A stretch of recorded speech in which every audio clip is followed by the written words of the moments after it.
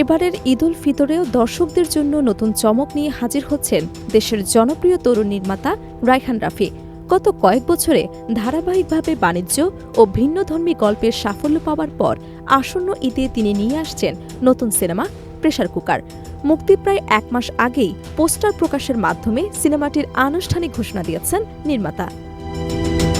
২১ ফেব্রুয়ারি সামাজিক যোগাযোগ মাধ্যম ফেসবুকে সিনেমাটির প্রথম পোস্টার প্রকাশ করা হয়। পরদিন ২২ ফেব্রুয়ারি প্রকাশিত হয় দ্বিতীয় পোস্টার। দুই পোস্টারেই ৪ জন নারী চরিত্রকে ভিন্ন ভিন্ন আবেগ, অভিব্যক্তি এবং শহরের প্রেক্ষাপটে উপস্থাপন করা হয়েছে। পোস্টারগুলো প্রকাশের পর থেকে দর্শকদের মাঝে কৌতূহল তৈরি হয়েছে। কেমন হতে যাচ্ছে রাফির নতুন এই আয়োজন? সিনেমাটির কেন্দ্রীয় চরিত্রে অভিনয় করছেন ঢালিউডের জনপ্রিয় চিত্রনায়িকা শবনম বুবলি। পাশাপাশি রয়েছেন নাফিজা তুষি, মারিয়া শান্তা এবং স্নিগ্ধা চৌধুরী।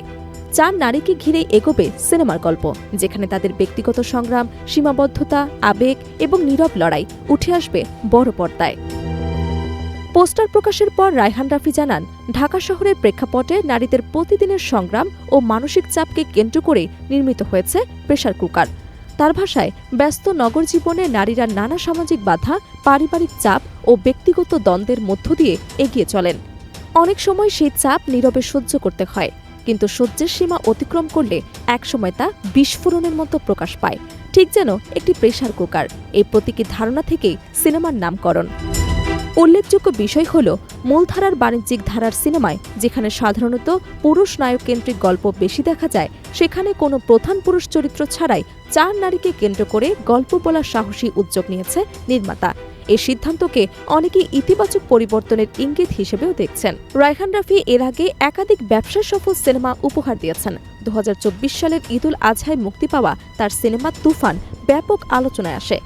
সেই ছবিতে অভিনয় করেছিলেন ঢালিউড সুপারস্টার শাকিব খান সহ এক ঝাঁক তারকা। এছাড়া তার নির্মিত পরাণ এবং সুড়ঙ্গ দর্শকপ্রিয়তা ও বাণিজ্যিক সাফল্য দুটোই অর্জন করে। ফলে প্রেসার কুকার নিয়েও প্রত্যাশা তৈরি হয়েছে সিনেমা প্রেমীদের মধ্যে।